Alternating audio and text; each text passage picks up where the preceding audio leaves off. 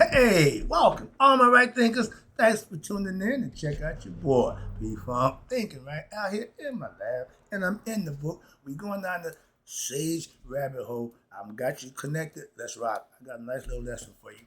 It's all about getting in the mind of a sage. Okay, how to think like a sage. Let's go. Right, this is 25 rules to live by. Storytelling, story with a message. There's always a message in my stories for life. I give life lessons. You tune in and receive them. I appreciate you. We got a good thing going.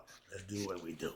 Right thinking mission is to enlighten, inspire, educate, and motivate you, the individual, to a higher spiritual level of enlightenment. Right thinkers' way of life through mental and spiritual discipline, practice daily, will help and guide you to obtain your goal of reaching spiritual enlightenment, aka know thyself. My mission is that all right thinkers know thyself. If you're a right thinker, your goal is to know thyself. See where we're going with this? Let's get there together. So I asked the question, do you know you? You will when I'm through. That's what I do for you. It's rhetorical, but if you don't have the answer, tune in. I got you. A person who knows not and knows not that they know not is foolish. Disregard them. Don't be them. A person who knows not and knows that they know not is simple, but you can teach them. That's why I do what I do for you. Appreciate you too. Stay tuned. I got more for you. A person who knows not and thinks and believes that they know is dangerous. Avoid them. I do. A person who knows and knows not that they know is spiritually asleep. I can awaken them. I'm your spiritual alarm clock here to wake you up with knowledge of self. That's what I do for you. A person who knows and knows that they know is wise. Follow them. All these persons reside in you, right thinkers. Know thyself and true. Might not be true. All right, right thinkers. P. Funk's philosophy on how to think like a sage. I might know a little bit about that. This is one of my wheelhouse. Let's have some fun. But the book is gonna lay it out. I'm just gonna do what I do, ad lib and punch in my little differences and understandings. So let's rock. Being detached, meaning not caught up in the stuff, does not necessarily mean that there is spiritual enlightenment. Your reason for detachment is going to be different. So, but detachment without spiritual insight, without the right spiritual understanding, it just leads to greater ignorance and suffer more pain for you, the individual, as well as society, if they choose to go that route. Anybody said the road to destruction is broad. Yeah, a lot of people self-destruct. All right, but detachment, learning how to live without necessities or stuff that you might want or think you need. Detachment is practice as a spiritual discipline for you to retain the mindset to be able to let go of any material, illusionary, physical thing and attachment to that which is real and abiding. I know what's real, I know what's not. Physical, people, stuff ain't real. Spiritual, mental understanding is. So I'm spiritual, not physical or what y'all call materialistic. Therefore, I'm detached, and does detachment does not mean to separate. This is important from your loved ones or your possessions. I got spiritual enlightened doing my daily duties, going about my daily routine around family and friends. I didn't deviate. I didn't shit nobody. I just did what I did. If they was with it, it was not no big deal. But you don't let that dictate what you do. So detachment meaning you focus. It does not mean detaching from your desires to possess objects or in search for happiness, and detaching from the illusion of loved ones as source of happiness and abiding reality. No human being can make you happy. No physical thing can make you happy. So detachment meaning understanding that. That's all it means. So there is no object which can bring you abiding peace and happiness. Just as there is no person or loved one who can bring you abiding peace and joy. Again, happiness. You see where I'm going with this? So in the end, All human personalities are just like yourself. All souls are wandering in ignorance. We're born ignorant, like caterpillars. We all come out, but some of us make it to become what? Butterflies. We reach our full potential. A lot of people don't get enlightened, so what? They reincarnate. Same thing. And who will someday leave the body or die, your spirit, and move on their spiritual journey. Because the spirit can't die. It's on a journey to what? To get back home. We're born ignorant. So it has no consciousness. It got spirit, it got heart consciousness, it got a heart mind. But the consciousness that the individual was granted with, that God give all of us the ability to know, is up to that individual, him or her, to do what they need to do to wake their consciousness up and get conscious of who they are, connect with their soul, have the marriage, the mind, heart, mind coherence, I call it. When that happens, that's your ticket to go home. Everybody got a concept of whatever, but we have the same things. Ain't no different, just philosophically. We break it down and may hope that you understand it. But the spirit is on a journey. It's a journey to go home. Not to keep reincarnating, but it don't control that. Like, I don't control my views. All right, moving on, get out of there. So why would you be attached to them? The physical body, the spiritual world. Tutankhamun had a whole bunch of stuff. Ain't none of it go nowhere. Remember, the eye of the needle is you going to the next level, and you can't take nothing here with you. The way you come into the world is the way you going out. Moving on. But what you do while you're in the world makes the difference of if you're going out or if you're coming back. But we act as if we existed, but now we are not existent anymore. Yeah, your conscious and your physical body is aware of itself. Once the physical body died, your conscious and your spirit is up for judgment. And if it passed, your conscious with your body gets thrown away, dies. Okay, it no longer exists. Okay, so why should you become elated when a person is born, or even depressed and mourn when they die? It's a cycle. Get comfortable in understanding. Don't fight it. Okay, go and understand the flow, so to speak. That's what knowledge does. When you have knowledge, you can philosophically put things in perspective and deal with them better than just your emotion. I don't like that. I don't like that. So you know what? I don't like that. I give a damn what you like. Moving on. But with the correct understanding, all human relationships, there are no family members. The spirit don't give a damn. Okay, don't have none. Why? We all one. Simple as that. When the ancients heard about the mythological concept is the brothers marry sister. We all spiritual one being, so we all brothers and sisters. Being married to each other, not physically, not really, but they took it literal. Now they start having bloodline because they're gonna sleep with each other, brothers and sisters. No, they didn't do that. It's all mythological, you nuts. But and you have no family member spiritually, not a one. Okay. In reality, you are not your body. The body is who you identify with in this physical time and place. The spirit don't give a damn. It's spirit. So, therefore, you have no parents or siblings. In reality, it is the body that has these relationships. Why? Reproduction, male and female. That's why he made it that way. Why? So you can reproduce. Simple. Okay? Spirit don't reproduce. In the afterlife, ain't none of that going on. Ain't no sex in that. Oh, what you mean? No more sex forever. Oh man, see, because you're thinking physical. Whenever the ego is involved, it's thinking of itself. It want to feel it, it want to smell it, it want to see it, taste it, touch it, and feel it. Okay, taste it. All those things are what from the physical body. That's why rise above that. And then these occur by passing events in what we call the dream resource.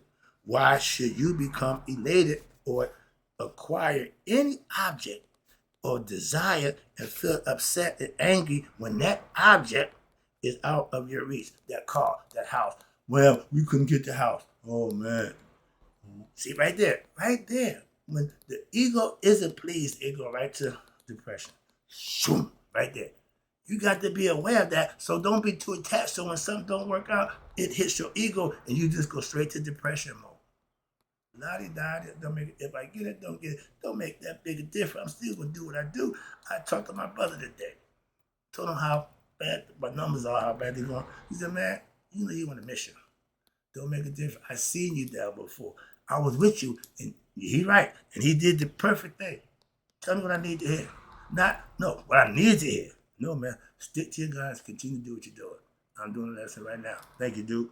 And why should you struggle over material possessions in this physical world? Because you're ignorant and your ego is still in control. So when these are all manifestations of what? Yourself, which is also where? Within you. The ego is in you. You are the ego. These same material objects are all perishable and cannot bring abiding peace and happiness to you anyway. Oh, I forgot. No, see, you need to be aware. Detached people realize, man, this is all material stuff. I don't deal with that. I got my car tore up. The old me would have lost my damn mind. The better me, I'm not deep for that nonsense. Now I got a better car. Okay, so that helped me out. Yeah, took care of the price of the all that. Yeah, so you got to find the good in your adversities in life. Why? That's how you pull through them. If you just take the bad and just weigh yourself down, that woe is me, the pity party, don't do that. Sages don't go through those things. We passed that. So your supreme innermost reality is of all living beings and of all objects in creation that transcends what the temporal physical manifestation. Everything here is temporary.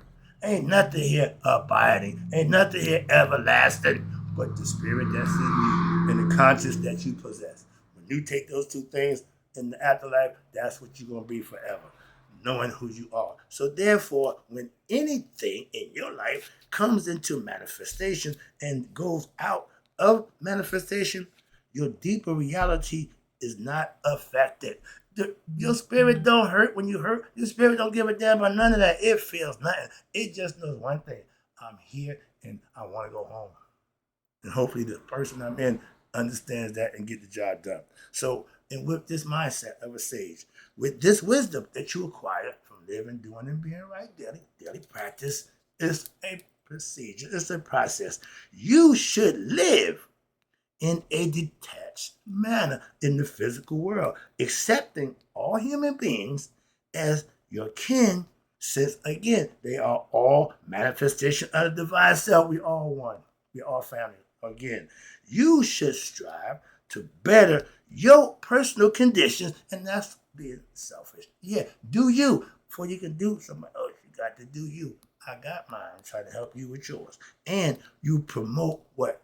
Truth, justice, peace, while keeping in mind that your innermost self is not in any way affected by the outcome of your physical actions or the conditions that you may find yourself in.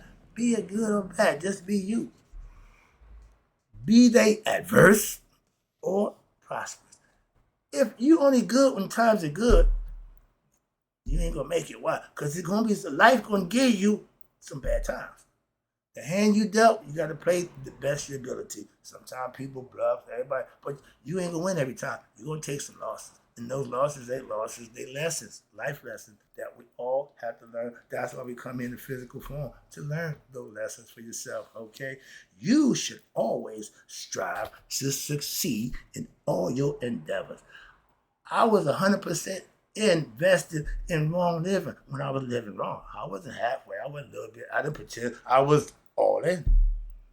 My effort and my diligence paid off, but I still was wrong. So I had to suffer consequences of those actions. Moving on. And that's what changed my life.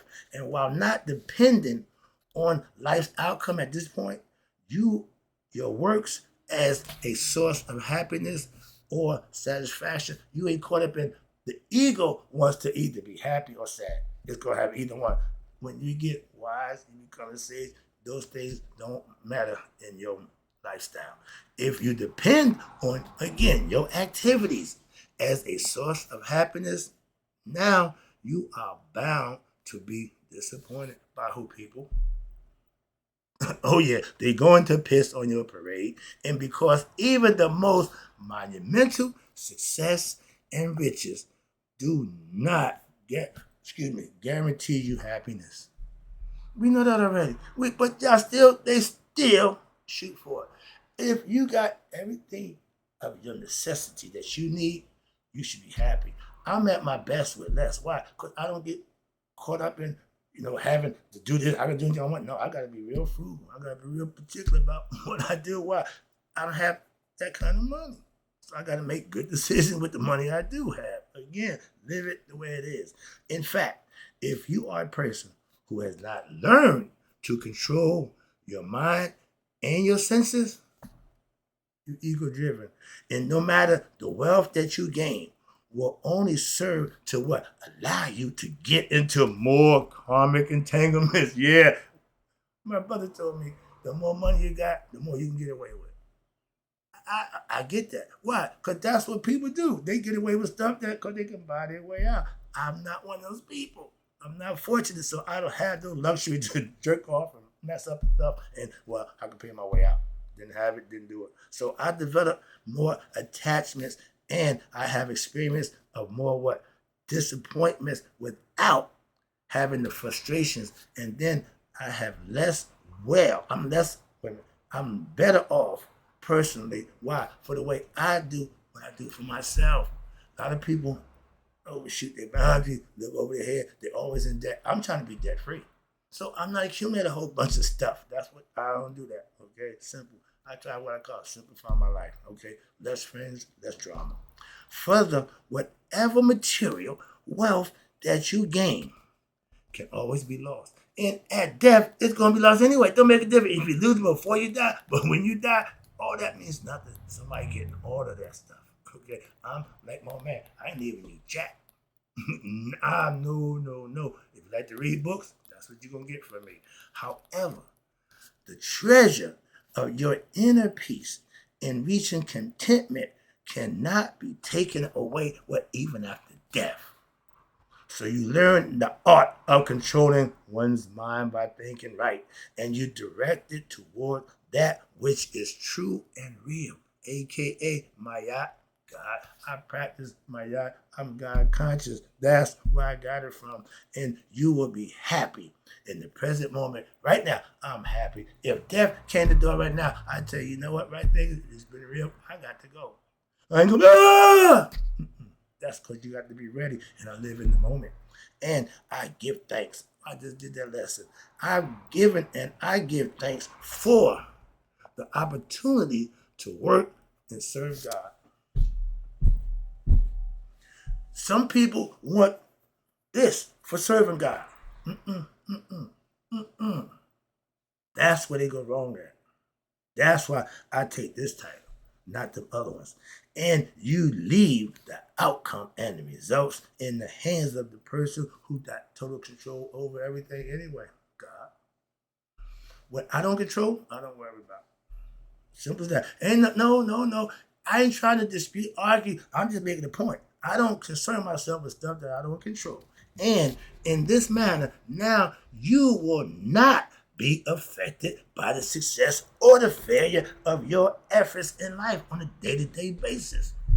I don't live my life on if I'm doing this is good, if I'm doing that is bad. That's the old roller coaster. I can tell you that. No, my life is smooth. I'm smooth sailing. But we'll always find fulfillment in what? The divine when you work. I'm doing good work. I'm doing God work. I.e., you know what that is? Action. I do a righteous action, a selfless service. Hotep. That means itself. Taking pride in what you're doing, making your actions count, doing it for a purpose and a reason. That's called a selfless service to humanity. I like that. Now, live what? Your life with the feeling that you are one with the universe. What did Christ tell you? Father and I are one. We call God Pa. And that all living people, animal, insects, etc. Remember, we all from the same spirit. And non-living planets, galaxies, rocks, etc. beings are your family. This knowledge and wisdom is the basis by which you can develop what we call universal love towards humanity and the entire universe. Everyone who acts with detachment, born of self-knowledge will be dynamic, qualitative, and inspiring. A sage who engenders all these qualities in others by their mere presence. Okay? Hang out with somebody of that status. Thus, the presence of a sage, pay attention, this is my best part, is sought after by all those who truly understand the teachings of what we call mystical spirituality, aka right thinking philosophy. She taught letters, my time we, all those things. That's what I got it from. And I'm gonna stop right there. I got some more for you, but I'll let that rest. 20 minutes is fine. I want to stop it, move on to the next lesson. So, right thinkers, in closing, may you all live to be 100. Me, 100 miles to date. So I never know my right thinkers who now know how to think like a sage, right, have passed away.